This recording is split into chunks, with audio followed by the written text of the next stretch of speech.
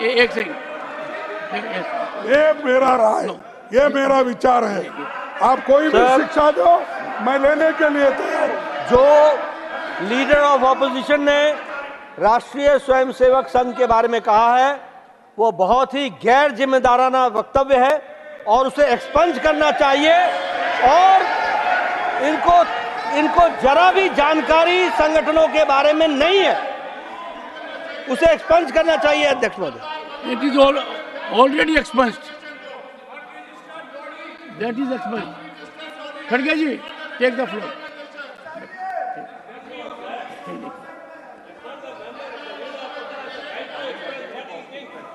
No, Mr. Tiruchi Shiva, right of expression does not extend to casting aspersions, to accusations, crossing all boundaries. There is an institution serving the nation. There is format. अरे sir सुनिए, आप बोलिए। नहीं मेरे पास नहीं है।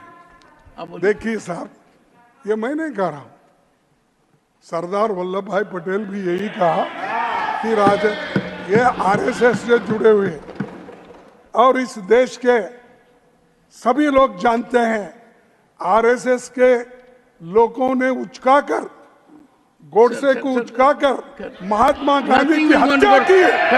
और यही लोग हैं, यही लोग हैं। खड़गे जी, it will not go on record. You are not making your point. You are, Khadge ji, you are engaging unfortunately, painfully in bashing an organization that is working for the nation tirelessly with nationalistic mindset. I would have expected a leader of your stature to say nothing but appreciate. As senior men, don't find yourself in chains. Where appreciation is needed, you must appreciate. Yes. Great. ये जो वक्तव्य इन्होंने दिया sir, ये निंदनीय है और ये तथ्यों से परे है और इसको एक्सपंज करना चाहिए। अरे आप 100 बार बोलो, आप 100 बार कहिए, मैं 100 बार यही कहूंगा कि आरएसएस एक होकर इस देश को तबाह कर रहे हैं।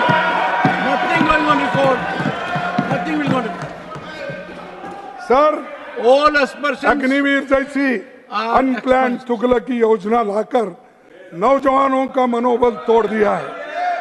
इसे लेकर पूरे देश में नौजवानों का बड़ा आंदोलन हुआ, पर आपने किसी की नहीं सुनी। मेरी मांग है कि अग्निवीर योजना खत्म की जाए। आप तो जानते हैं साहब, आप राजस्थान से आते हैं, हरियाणा, पंजाब, हिमाचल, यहाँ के नौजवान लोग इसी पे निर्भर है। आप तो किसान के घर से आते हैं, जिसको एक तरफ किसान को दूसरी नौकरी नहीं मिलती, एक तो खेती करना या नहीं है तो वो फौज में भर्ती होना। क्या आप अपने बच्चों को ऐसा करने देंगे? मैं आपसे पूछता हूं साहब, उनसे नहीं पूछता, क्योंकि उनसे पूछे तो वो लोग एकदम भड़क जाएंगे। क्योंकि कभी तो 2 मिनट सुन लीजिए सर, कभी लड़े नहीं देश के लिए, मुझसे पूछा कभी है, मरे नहीं देश के लिए। 2 मिनट सुन लीजिए। वो हमको आज किसान का बेटा देशभक्ति का पाठ। आज किसान का बेटा साइंटिस्ट है, अधिकारी है, उद्योगपति है, हमारे पार्लियामेंट भी है, हमारे संसद भी है, देश की अर्थव्यवस्था में योगदान कर रहा है। किसान को छोटे दामों में मत देखिए। हमारे वजह से किसान के सच्चाई कैसे बनी है, किसान के सच्चाई कैसे बनेंगे तब आपको समझ में आएगा। मैं किसान का बेटा हूँ, एग्रीकल्चर यूनिवर्सिटीज हमने बनाया, किसान कितना ग्रीन रेवोल्यूशन हमने लाया, मुझसे पूछा, व्हाइट रेवोल्यूशन हमने लाया। हर एक बच्चा हमने जो संस्थाएं निकाले थे वहां पढ़े हैं या आरएसएस के खड़गे जी। तो हमको एक खड़गे जी, जानकारी लीजिए। जो रिजल्ट आते हैं, जो रिजल्ट आते हैं, जो योग्यता में आगे रहते हैं, उनके अंदर किसान परिवार की कितनी बड़ी भागीदारी आपको अंदाजा नहीं है। सरकारी तंत्र में किसान की भागीदारी। अरे किसान कितना करिश्मा देश के लिए कर रहा है। 27% की भागीदारी हमने दी, चाहे 27% की भागीदारी हमने दी, SC ST को रिजर्वेशन हमने दिया, आदिवासियों को रिजर्वेशन हमने दिया। आपने क्या, आप सिर्फ तोड़ना, आप सिर्फ तोड़ने की बात करते हैं। सर मोदी जी ने 2014 में हरियाणा में 1 रैंक 1 पेंशन का वायदा किया, लेकिन आप तो 9 रैंक 9 पेंशन पर उतर गए। सैनिक स्कूल सरकारी क्षेत्र में बने थे सर,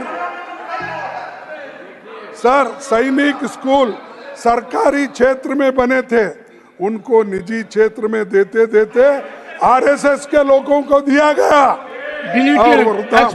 वृंदावन, यूपी, सोलन, हिमाचल, रोहतक, हरियाणा, ये सब एरिया टोटली एक्सपेंड। अरे दिया है साहब, उनको सौंपा गया। खड़गे जी, मैं आपकी एक सेकंड खड़गे जी, मैं आपसे एक बात पर विचार करने का आग्रह कर रहा हूँ। हाँ यस प्लीज खड़गे जी, मैं आपसे एक बात के लिए आग्रह कर रहा हूँ कि मेरी बात को आप ध्यान से सुनिए। क्या इस देश में हर व्यक्ति को यह अधिकार नहीं है कि वो इस देश की विकास गंगा के अंदर भागीदार हो? क्या हर व्यक्ति को अधिकार नहीं है कि उस हवन में अपनी आहुति दे?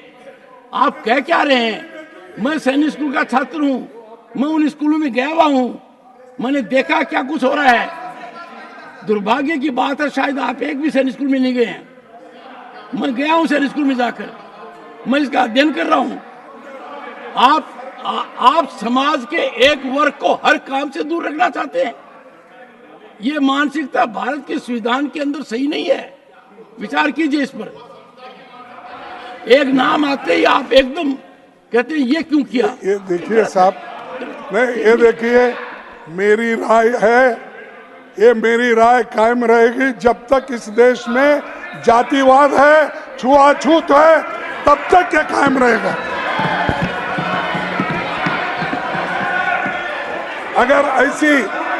अगर ऐसी सब कुछ निजी क्षेत्र को सौंपते रहे तो गरीब, वंचित, दलित, आदिवासी, पिछड़े वर्गों से आने वाले बच्चे कहाँ पढ़ेंगे?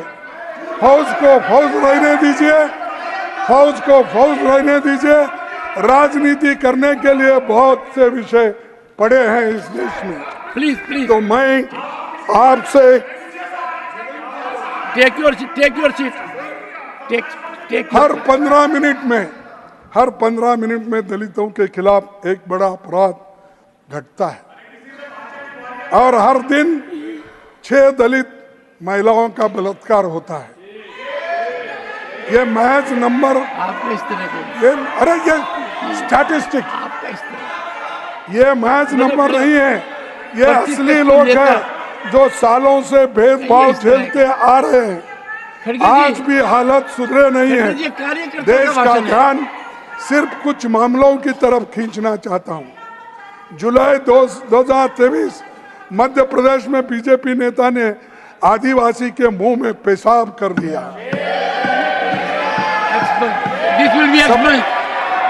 सितंबर 2023 में मध्य प्रदेश के अनूपपुर बीजेपी नेता ने बुजुर्ग आदिवासी को सरेआम चप्पलों से पीटा। 2023 गुजरात के मोरबी दलित युवक को तनख्वाह मांगने के लिए लोगों ने पीटा और मुंह से सैंडल उठाने के लिए भी मजबूर किया। 2023 में मध्य प्रदेश के दमोह दुकान में पानी पीने पर दलित युवक से मारपीट। 24 में गुजरात के गांधीनगर में शादी के दौरान के दलित युवक को पीटा गया और घोड़ी से उतारा गया। यूपी के बरेली में दलित युवक को 2 होमगार्ड ने पीटा। प्लीज मध्य प्रदेश के सागर में यौवन उत्पीड़न के आरोप के चलते पहले भाई और चाचा की पीट पीट कर हत्या की, भाई और चाचा की। फिर दलित महिला की भी मौत हुई। 24 में यूपी के फिरोजाबाद के जेल में दलित युवक की मौत हो गई। 24 में मध्य प्रदेश के छतरपुर में दलित युवक को बेल्ट से पीटा गया। जून 24 गुजरात के जूनागढ़ में बीजेपी विधायक के बेटे पर दलित युवक के साथ मारपीट करने को आरोप में उसको कर दिया। मैंने इन घटनाओं का जिक्र करना जरूरी समझा ताकि देश समझ पाए कि 21वीं सदी के भारत की एक सच्चाई ये भी है। सर, मैं इन घटनाओं का जिक्र इसलिए करना जरूरी समझा ताकि देश समझ पाए कि 21वीं सदी के भारत की एक सच्चाई ये भी है। सभापति जी, सामाजिक न्याय का मुद्दा लोगों के दिल का मुद्दा है, इस तरफ ध्यान देना जरूरी है, इसीलिए ये बातें मैं आपके सामने रखी। लंबे समय से जाति जनगणना की मांग है, लेकिन सरकार इसको करने के लिए नहीं दे रही। लेकिन ये जाति जनगणना अगर हो गया तो हर एक को अपने अपने लोगों को उनकी जो जरूरतें हैं वो पूरी हो जाएगी। इससे विभिन्न समुदाय की दशा का आकलन हो सकता है। चुनौतियों को काबू में लाने की रणनीति इसी से बन सकती है। इस मुद्दे पर जितना देरी होगी उतना गरीब और कमजोर तबकों के लिए, उनके हितों के लिए चोट लगेगी। सर, सभापति जी, आप किसान परिवार से आते हैं, उनकी स्थिति अच्छी आप जानते हैं। तरह किसानों की हालत आज पहले से अधिक खराब है। 2022 तक किसानों की आमदनी दोगुनी करने का वायदा किसने किया था?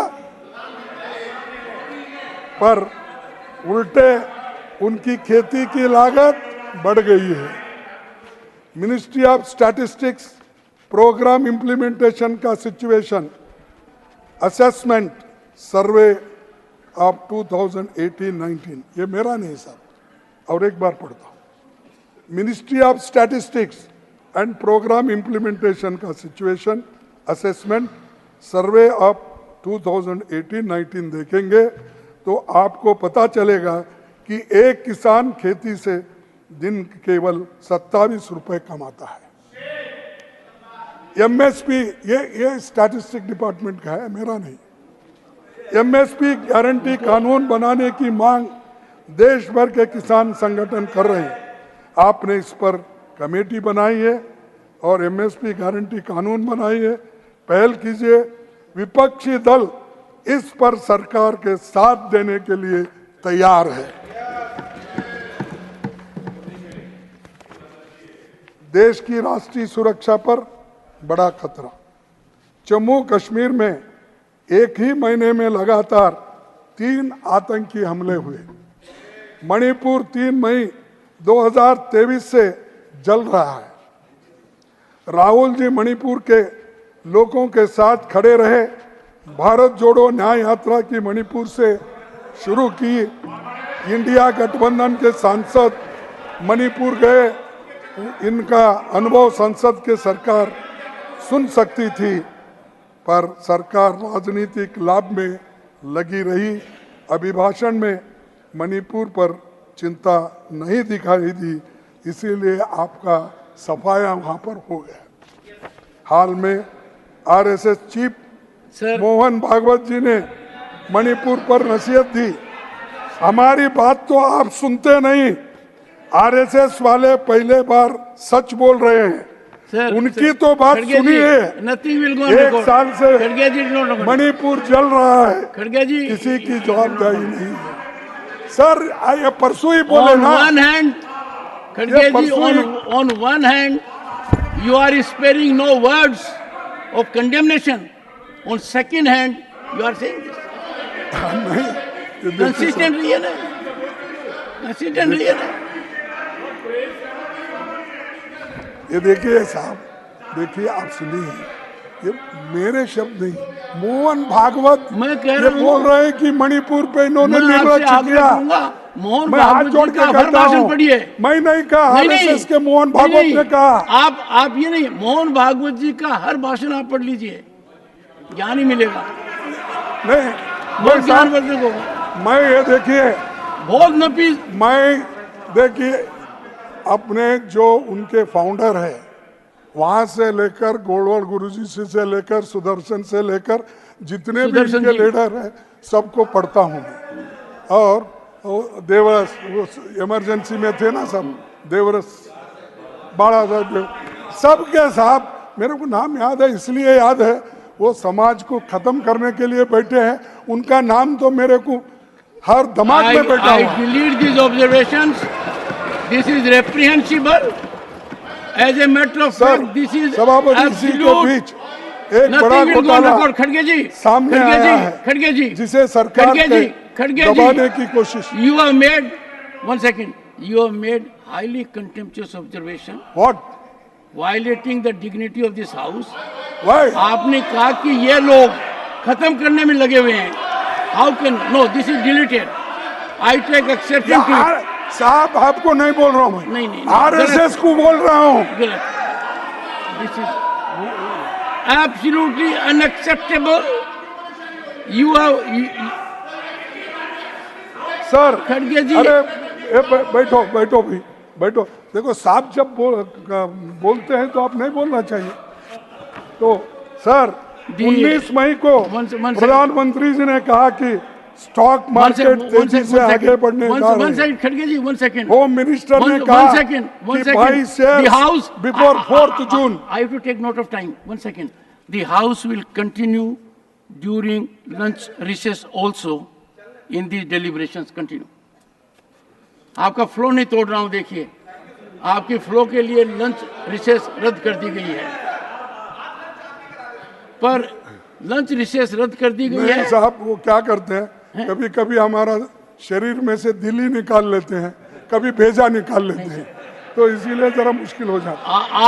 आज के दिन आपने जो बयानी की है वो आपकी बहुत नहीं हो बढ़िया, सकती, बहुत आपकी नहीं हो सकती, आपकी नहीं हो सकती, आपकी नहीं हो सकती।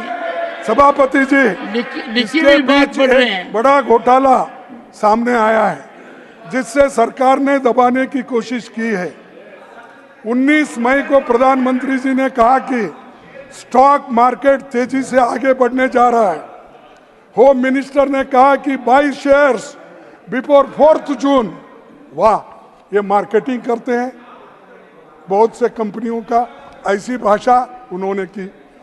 सर जून एग्जिट पोल आया और 3 जून को स्टॉक मार्केट के सारा रिकॉर्ड तोड़ दिया, पर 4 जून को स्टॉक मार्केट एकदम गिर गया।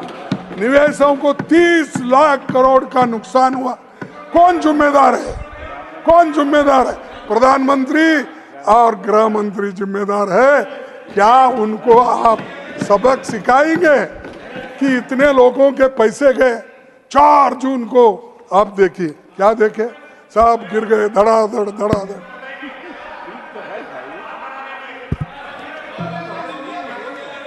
सर आखिर में चंद बातें देश की लाइफलाइन भारत रेल पर भी करना चाहूंगा। हाल में कांचनजंगा एक्सप्रेस दुर्घटना हुई, उससे पहले बालासोर दुर्घटना भी थी।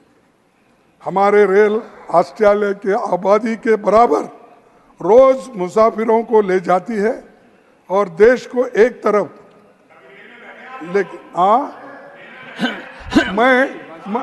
अरे अब तुम्हारे पिताजी को रिसीव करने के लिए रेल में ही जाता था। अरे गुलबर्गा में एयरपोर्ट नहीं था तो हम खड़गे जी ये देखो 1970 में इनके पिताजी को हमको हम सबको अंदर कर दिए थे 144, ये यंग टर्न, हम सब उस वक्त खड़गे जी एक महत्वपूर्ण बात करें। खड़गे जी क्या करें? किनको अंदर कर दिया था? देखिए 1970 में 71 में सुनिए चंद्रशेखर, मोहन धारिया, कृष्णकांत और ये जो लोग यंग टर्न की ग्रुप थी हमारे गुलबर्गा आए थे, 144 इन्होंने तोड़ दिया, तो हम ही वहाँ पर ब्लॉक प्रेसिडेंट थे, तो हमको भी अंदर डाले, इनको भी अंदर डाले 1-2 घंटे के लिए, फिर बाद में छोड़ दिए। तो 4 बार गुलबर्गा आना पड़ा, विमान नहीं थी, रैली थी, तो इसलिए मत बोलो भाई, तुम्हारी इज्जत करता हूं क्योंकि तुम्हारे पिताजी की वजह से। बैठो बैठो।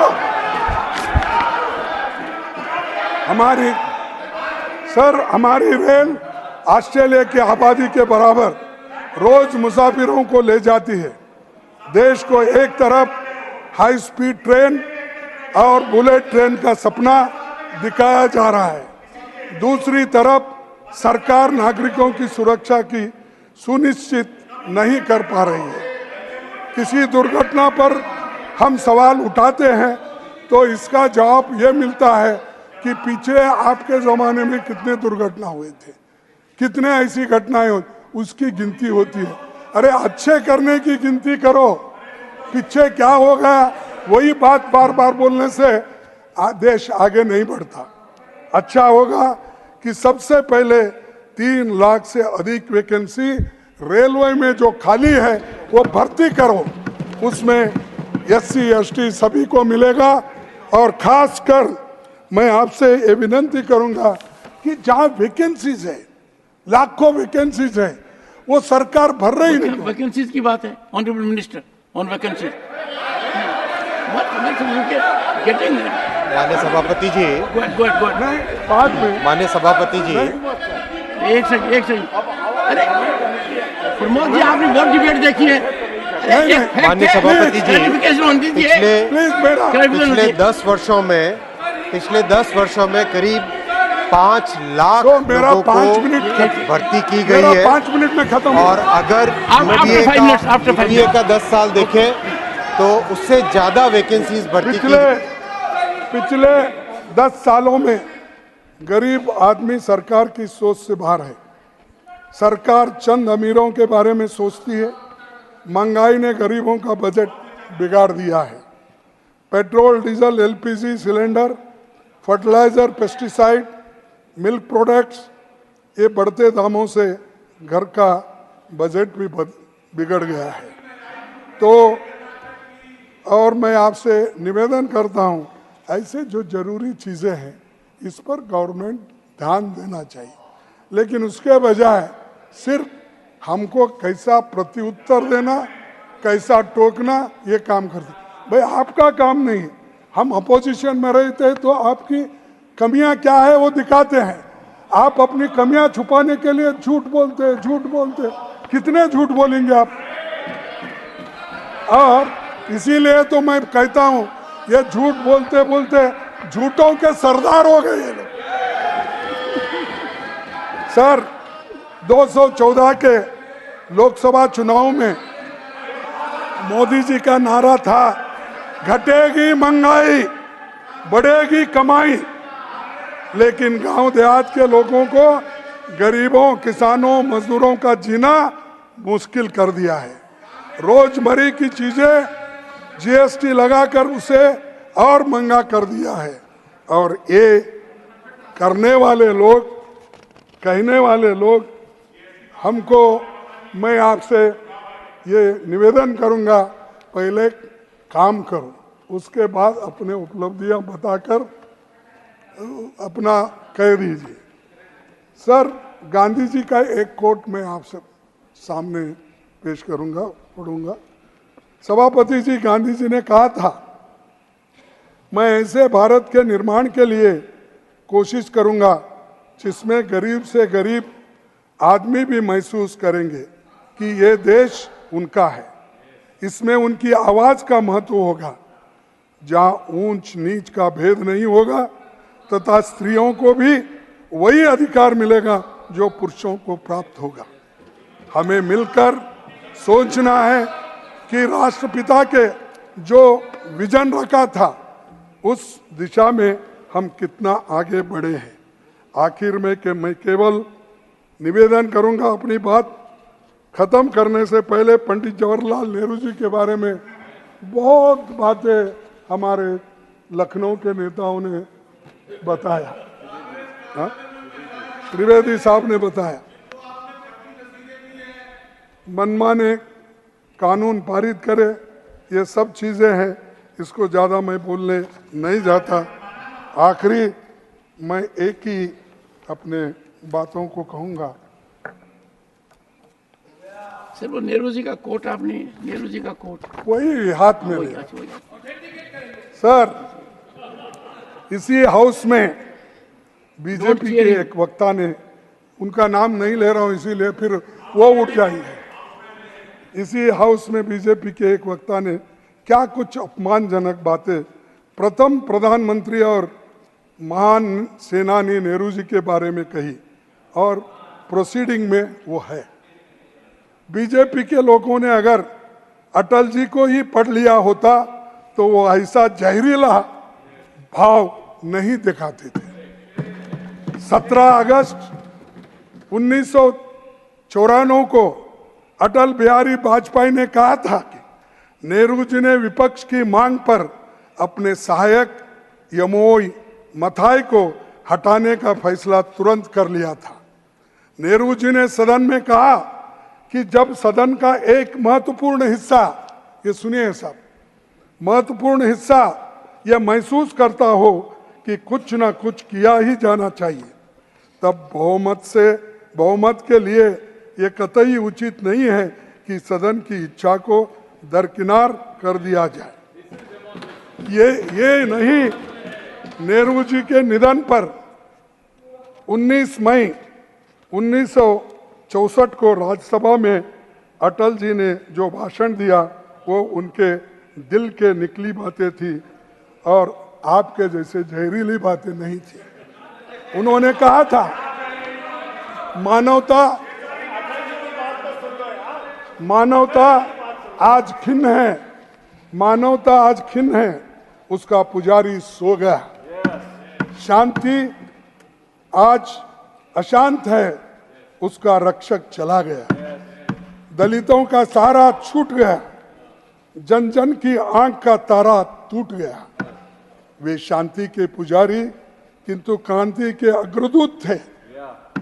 मेरे नहीं वर्ड, वाजपेयी के, वाजपेयी जी के, अटल जी के, ठीक। वे अहिंसा के उपासक थे किंतु स्वाधीनता और सम्मान की रक्षा के लिए हर हथियार से लड़ने की हिमायत थी। वे व्यक्तिगत स्वाधीनता के समर्थक थे किंतु आर्थिक समानता लाने के लिए प्रतिबद्ध थे। अटल जी का ये लंबा भाषण है, मैं संक्षिप्त में चंद बातें आपके सामने करूंगा। वो व्यक्तित्व जो जिंदा दिली विरोधी को भी साथ लेकर चलने की वो भावना थी। पढ़ू साहब और एक बार पूरा, ये व्यक्तित्व जो जिंदा दिली विरोधी को भी साथ लेकर चलने की वो भावना, वो सज्जनता, वो महानता शायद निकट भविष्य में देखने को नहीं मिलेगी। और उनकी देशभक्ति के प्रति और उनके अटूट साहस के प्रति हमारे हृदय में आदर के अतिरिक्त और कुछ नहीं है। ये वाजपेयी के शब्द। और आपके प्रोसीडिंग अगर पढ़ेंगे तो आपको अटल जी का विचारधारा, नेहरू जी की सोच अलग थी, लेकिन आरएसएस लगातार निगेटिव चर्चा करके नेहरू जी की चरित्र हत्या का काम दशकों से करता रहा है। संघ के कई कार्यकर्ता जो संसद और सरकार में हैं, वे भी यही काम कर रहे हैं। नेहरू जी बेशक संपन्न परिवार में पैदा हुए, लेकिन आजादी की लड़ाई में वे 3259 दिन, करीब 9 साल जेल में रहे। नेहरू जी 1929 में कांग्रेस अध्यक्ष बने तो फंडामेंटल राइट्स और इकोनॉमिक पॉलिसी पर उन्होंने काम शुरू की थी। कांग्रेस के कराची अधिवेशन में इस पर प्रस्ताव पास हुआ, लेकिन ये विजन आरएसएस को पसंद नहीं आया। दिसंबर 1947 में मुख्यमंत्रियों को पत्र लिखकर नेहरू जी ने चेतावनी देते हुए कहा कि हमारे पास दिखाने के लिए बहुत सारे सबूत है कि आरएसएस एक निजी सेना की प्रकृति का संगठन है, वह नाजी लाइन पर आगे बढ़ रहा है। और हालांकि उनके नेता खुले तौर पर कहते हैं वो एक राजनीतिक निकाय नहीं है, लेकिन उनकी नीति और कार्यक्रम राजनीतिक और अत्यधिक सांप्रदायिक और हिंसक गतिविधियों पर आधारित है। ये मैंने नहीं कहा, ये जवाहरलाल नेहरू जी ने जो चीफ मिनिस्टर को लेटर लिखी थी वो, और जो अटल बिहारी वाजपेयी जी नेहरू जी के बारे में जो बात की थी, ये भी बता दें, ये सब है। ये भी बता दें अटल बिहारी वाजपेयी जी का स्रोत क्या था? हाँ, अटल बिहारी वाजपेयी कौन से संगठन के थे, ये भी बता दें। वो ये भी बता दें।